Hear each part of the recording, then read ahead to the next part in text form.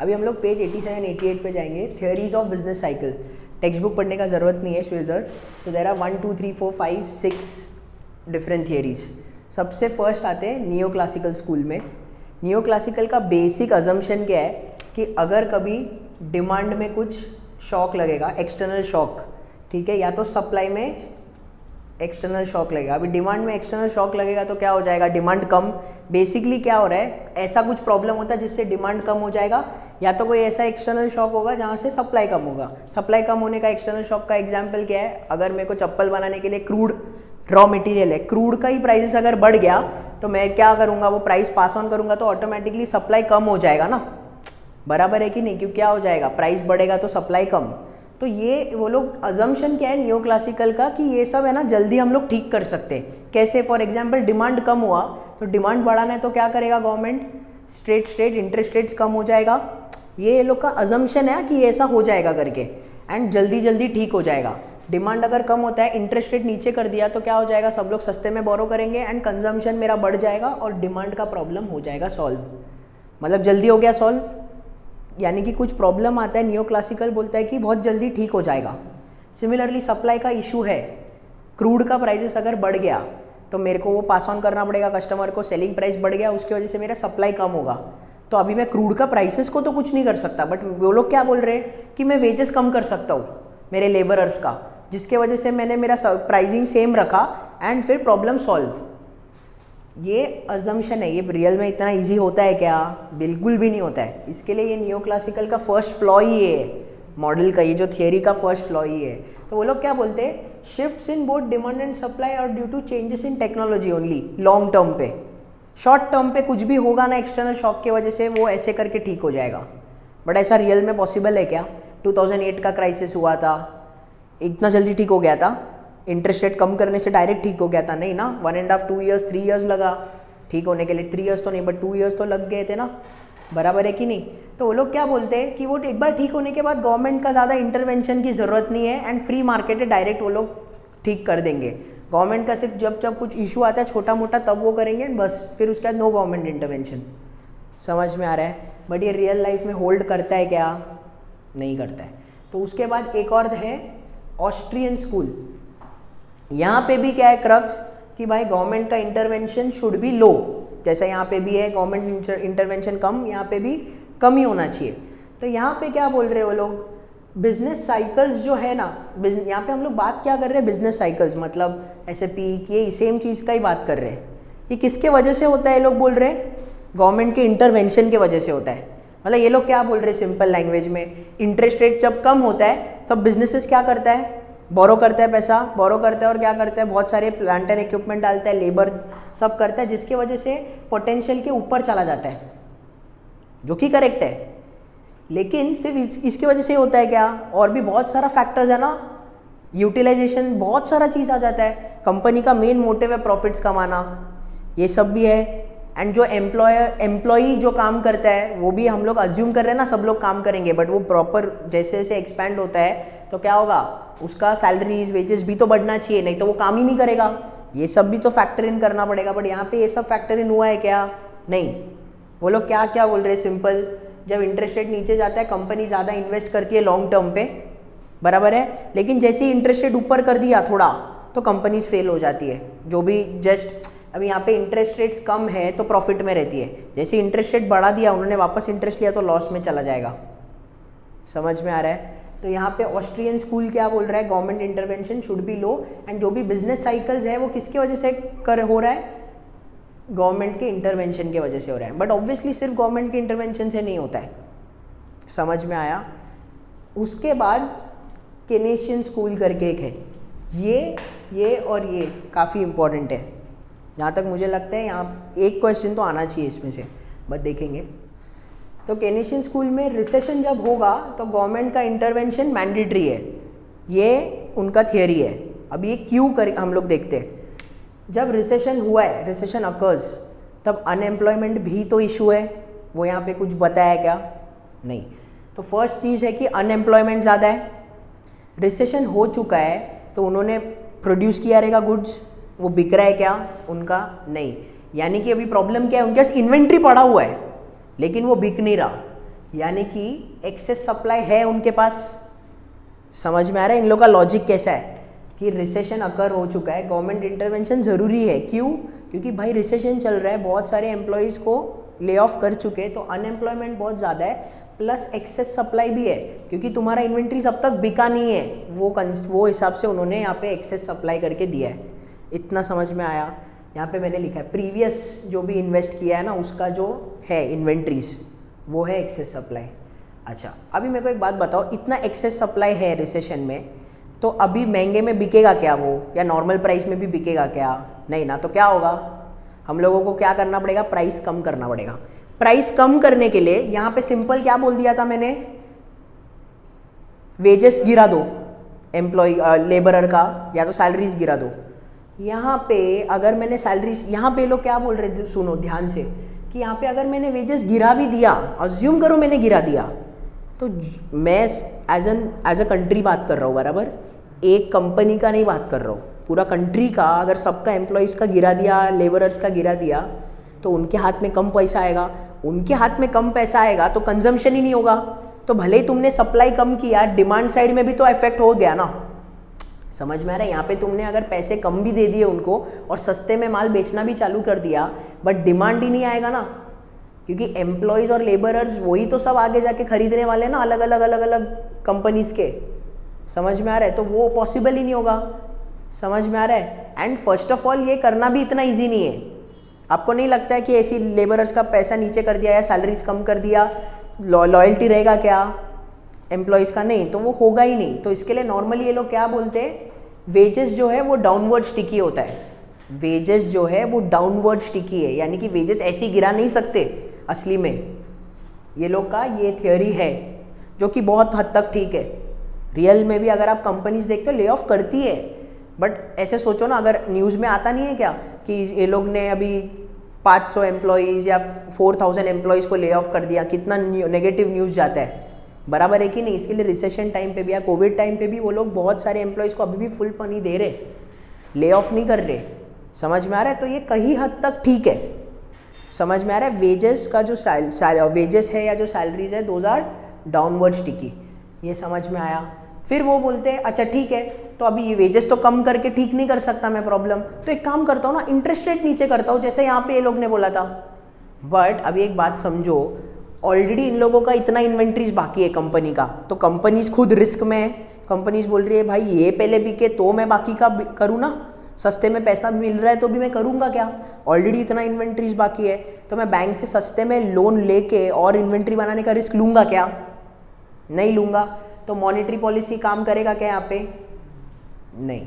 तो फाइनली क्या हो रहा है ना, यहाँ पे जो है केंसियन स्कूल क्या बोल रहा है कि भाई फिस्कल पॉलिसी काम करेगा, मतलब यहाँ पे गवर्नमेंट का इंटरवेंशन पूरा लगने वाला है, क्योंकि वही एक काम करेगा। तुम वेजेस नहीं गिरा सकते, तुम मॉनेटरी पॉलिसी में इंटरेस्ट रेट्स नहीं गिरा सकते, तो तुम्हारा बचता क्या है कि गवर्नमेंट को आके क्या करना पड़ेगा, खर्चा करना पड़ेगा। खर्चा मतलब क्या, स्पेंडिंग करना पड़ेगा और कंजम्पशन करना पड़ेगा, सो दैट सबको फिर आप पे वापस भरोसा आए एंड इकोनॉमी वापस स्टार्ट हो जाए।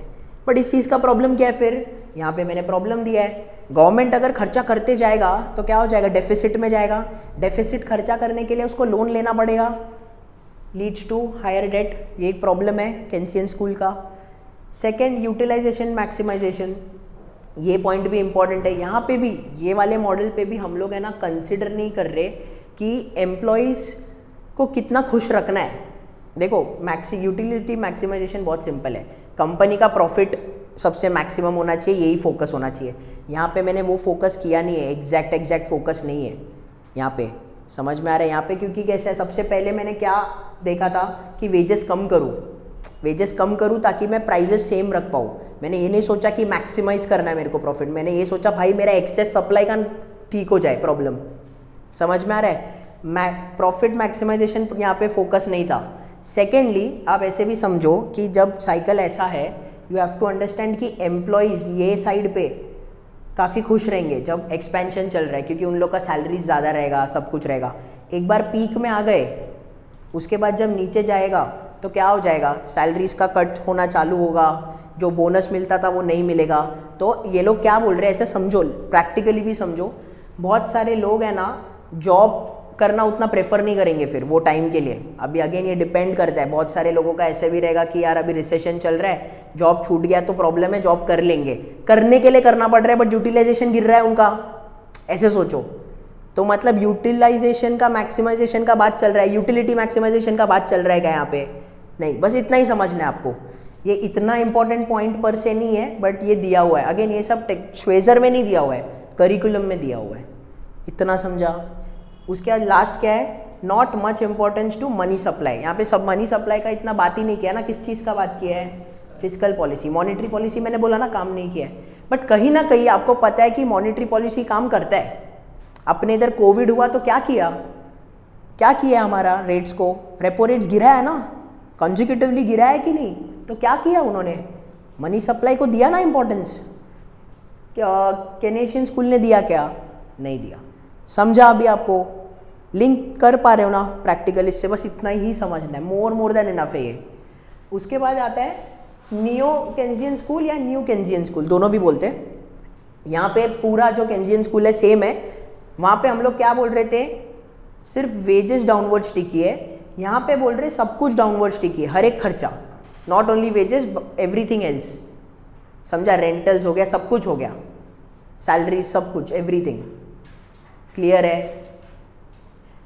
इसमें सिर्फ और सिर्फ क्या है, इनपुट प्राइजेस प्लस वेजेस। समझ में आ गया? 100%। बोलो कौन सा वाला? न्यू केंजियन स्कूल में ना, जो केंजियन स्कूल है वही है, फुल सेम। केंजियन स्कूल में क्या था कि सिर्फ वेजेस डाउनवर्ड स्टिकी है। यहाँ पे बोल रहे सिर्फ वेजेस डाउनवर्ड स्टिकी नहीं है, सब कुछ डाउनवर्ड स्टिकी है, सब खर्चे। मेरा रेंटल्स भी डाउनवर्ड स्टिकी है, वो भी तो कम नहीं हो सकता। मैं ऐसे नहीं बोल सकता कि भाई थोड़ा कम कर देना रेंटल्स, वो नहीं हो सकता। इनपुट प्राइसेस भी मैं कम नहीं कर सकता। समझ में आ रहा है? जब तक कुछ वहाँ वो साइड से सप्लाई का बहुत ज़्यादा इन्फ्लो नहीं आता तब तक। एंड वो फिर भी एक तरीके का सिक्लिकल है। अगर आप देखोगे तो कभी कभी होता है कि हम लोग को सस्ते में मिल जाता है क्योंकि सप्लाई बढ़ जाता है, बराबर है, बट वो सिक्लिकल है। समझ में आ रहा है? तो वो लोग क्या बोल रहे हैं, इनपुट प्राइसेस प्लस वेजेस सब कुछ डाउनवर्ड स्टिकी है, बस उतना ही फ़र्क है ये दोनों में। 100% क्लियर? उसके बाद मॉनिटरी स्कूल करके आता है। मॉनिटरी स्कूल का मतलब क्या है? सिंपल, मॉनिटरी का मतलब क्या है? पैसा, यानी कि फोकस किस में? मनी सप्लाई में। यहाँ पे किस में था? फिस्कल पॉलिसी में था। तो यहाँ पे किस में? Monetary policy. बस इतना ही समझना है एक्चुअल में, ठीक है? इतना जितना भी अभी मैं सिखा रहा हूँ ना, उतने डेप्थ में मुझे पर्सनली लगता आएगा, ठीक है? बिजनेस साइकिल्स किसके वजह से हो रहा है? Exogenous shock and government intervention, दोनों के वजह से हो रहा है। समझ में आ रहा है? यहाँ पे किसके वजह से था? सिर्फ गवर्नमेंट इंटरवेंशन। यहाँ पे अगर कुछ प्रॉब्लम भी हो रहा था शॉक के वजह से, वो फट करके ठीक हो रहा था। एंड बाकी किसकी वजह से हुआ था? टेक्नोलॉजी ओवर टाइम, टेक्नोलॉजी की वजह से हुआ था। यहाँ पे exogenous shocks and government intervention. यहाँ पे ये लोग सिंपल क्या बोल रहे हैं, maintain steady growth of money supply. ये लोग बोल रहे हैं गवर्नमेंट इंटरवीन करना चाहिए बट बहुत कम। किस चीज़ के लिए करना चाहिए गवर्नमेंट को इंटरवीन? सिर्फ और सिर्फ मॉनिटरी पॉलिसी के लिए। अगेन ये सही है क्या मॉनिटरी का? सिर्फ मॉनिटरी स्कूल नहीं, क्योंकि फिजिकल डेफिसिट करते ही है हम लोग इंडिया में, मतलब डेफिसिट ही होता है बाय डिफ़ॉल्ट अपने इधर बहुत बार। समझ में आ रहा है? क्योंकि खर्चा करना ही पड़ता है, स्टिमुलेट करना ही पड़ता है। समझ में आ रहा है? सिर्फ ये कर नहीं सकते हम लोग। समझ में आ रहा है? Maintain steady growth of money supply and otherwise very limited role of government. ये सबसे इंपॉर्टेंट पॉइंट है, ये लिख लेना, ठीक है? Physical and monetary policy should be clear and transparent. ये भी बहुत इंपॉर्टेंट है। अगर तुम बाई चांस फिजिकल पॉलिसी कर भी रहे हो, सब कुछ ट्रांसपेरेंट होना चाहिए, पता होना चाहिए कि क्या कैसे करने वाले हैं आगे। ट्रांसपेरेंसी का मतलब इनका ये है, ये नहीं कि अभी अचानक कुछ दे दिया। हम लोग को पहले से ही पता होना चाहिए, अच्छा अभी ये हुआ है ना, तो 3 महीने 1-2 महीने के अंदर ये हो जाएगा करके। समझ में आ रहा है? बट इन लोगों का सबसे बड़ा प्रॉब्लम क्या है ना मॉनिटरीज का, कि भाई ऐसे समझो, कुछ प्रॉब्लम होता है ना, उसके 2, 4, 6 महीने के बाद ही इम्प्लीमेंट होता है बोलते हैं लोग। ये पॉइंट शायद मैंने यहाँ पे लिखा नहीं रहेगा, बट आपको समझ में आ रहा है? मतलब हर एक चीज़ लैग में होता है। मॉनिटरी पॉलिसी तुमको इम्प्लीमेंट करना है, वो भी लैग में हो रहा है। फिजिकल पॉलिसी मतलब प्रॉब्लम हो चुका है, तुमको पता है अभी प्रॉब्लम है, तुमको पता है अभी फिजिकल पॉलिसी लगने वाला है, तो तुम तुरंत एक्शन नहीं ले रहे हो, तुम एक लैग के साथ ले रहे हो एक्शन। समझ में आ रहा है? वो इसमें थियरी का अजम्पशंस है। कोई भी थियरी 100% करेक्ट नहीं है, याद रखना। मैं आपको सिर्फ पूरा स्टेट करके दे रहा हूँ, समझ में आया। Money supply needs to grow at moderate rate, ये भी इन लोगों का अजम्पशन है, ठीक है, समझ में आया। मतलब मॉनेटरी किसके ऊपर है, इसके, फिजिकल किसके ऊपर है, इसके, समझा। सबसे इंपॉर्टेंट 1 2 3, लास्ट वाला आता है नियो क्लासिकल स्कूल। ये लोग बोलते हैं मॉनेटरी फिजिकल दोनों नहीं चाहिए। अगेन वो भी काफ़ी एक्सट्रीम पॉइंट है। अभी उन लोगों का क्या थॉट प्रोसेस है सोचो। वो लोग ऐसे बोलते हैं कि ये क्या बात हुआ मॉनेटरी पॉलिसी का, कि कभी अगर एक कंपनी, अभी ऐसे समझो कि जब रिसेशन आ रहा है तब इंटरेस्ट रेट्स कम हो रहा है, बराबर है ना। जब रिसेशन आ रहा है तो वो ठीक करने के लिए इंटरेस्ट रेट्स कम कर रहे, सही बात है।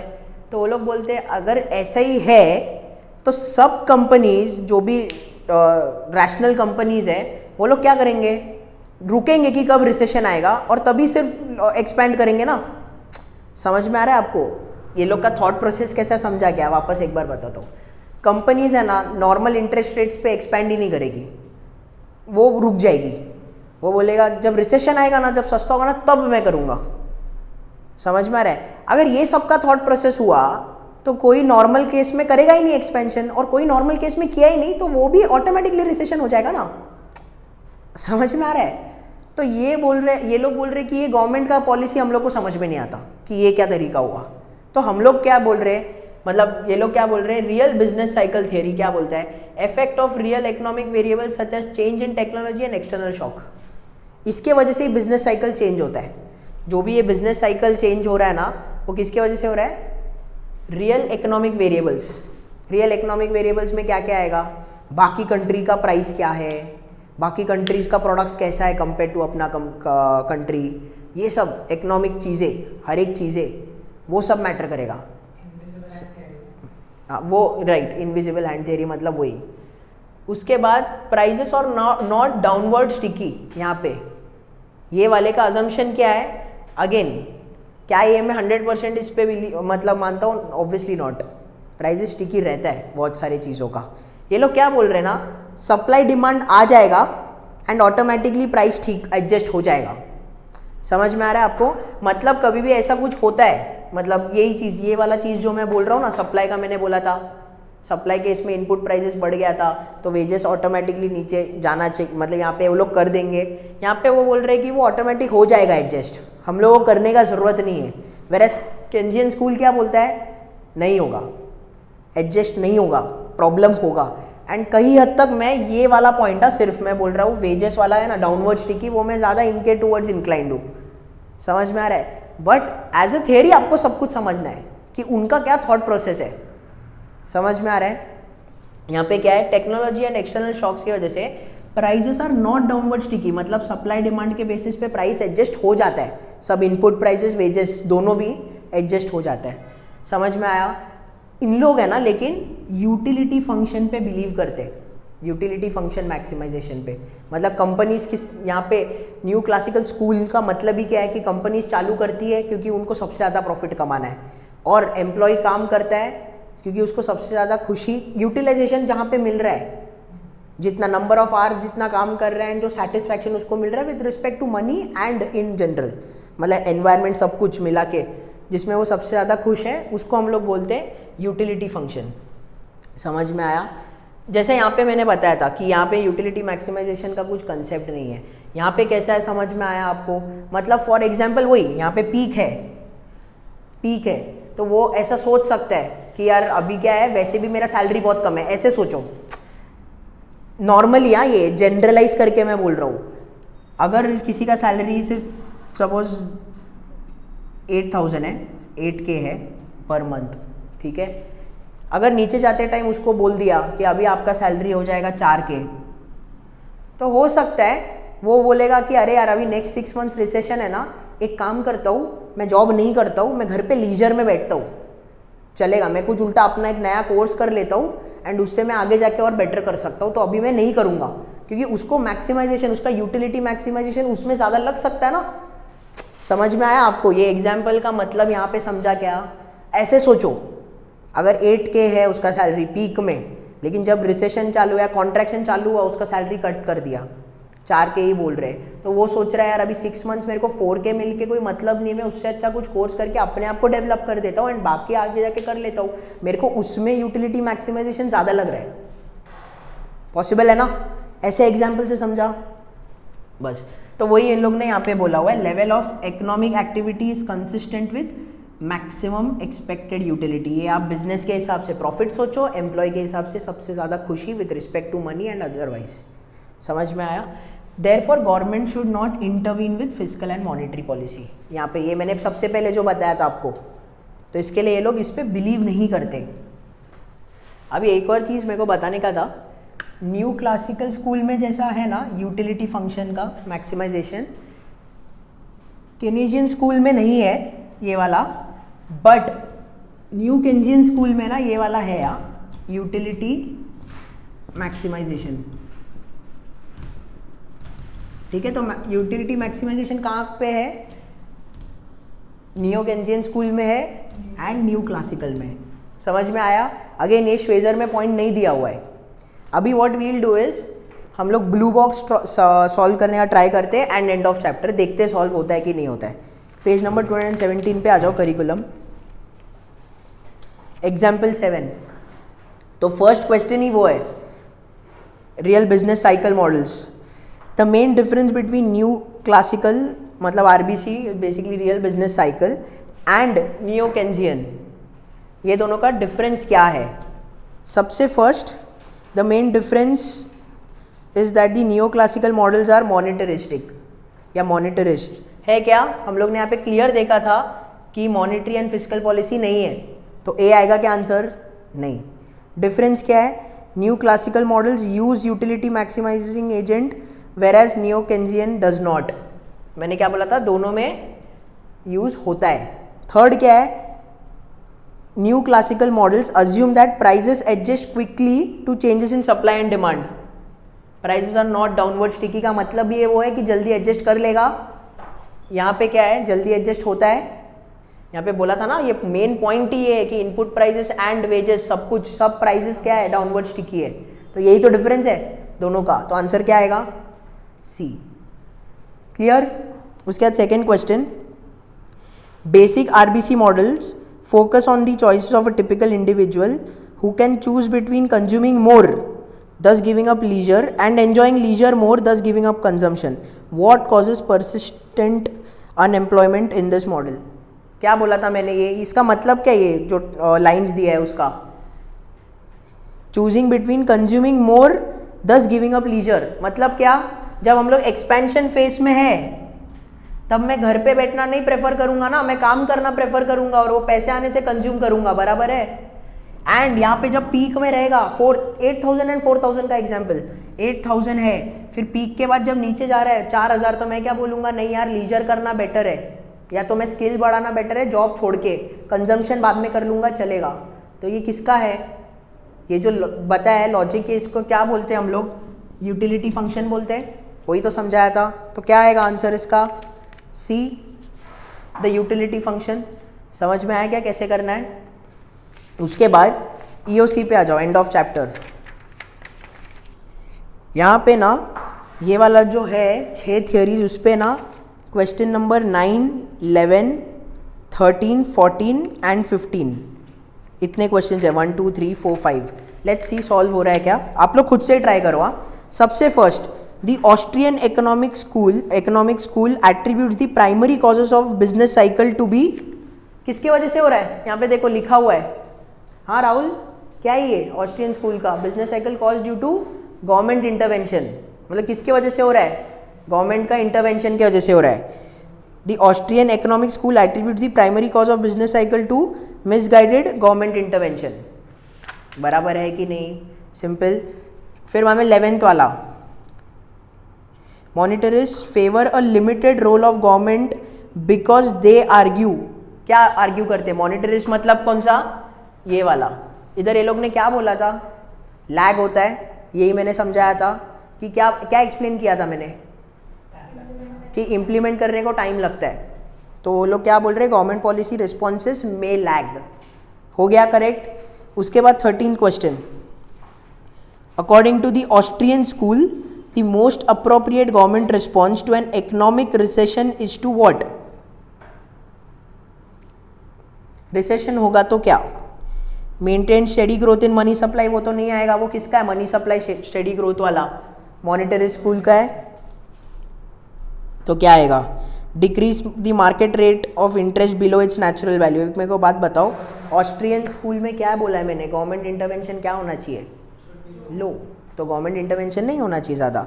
Allow the market to adjust naturally, बराबर है। मैंने सबसे पहले भी बताया था ना केंजियन के टाइम पे कि दोनों में क्या बोलते वो लोग कि भाई खुद से एडजस्ट हो जाएगा, हम लोग को इंटरवीन नहीं करना है। मैंने क्या बोला था? कभी कभी हो सकता है कि ये ठीक करने के लिए गवर्नमेंट थोड़ा इंटरवीन कर दे इंटरेस्ट रेट्स के लिए, बाकी किसी के लिए करेगा नहीं वो। मतलब गवर्नमेंट इंटरवेंशन नहीं होगा, आप ऐसे ही समझो।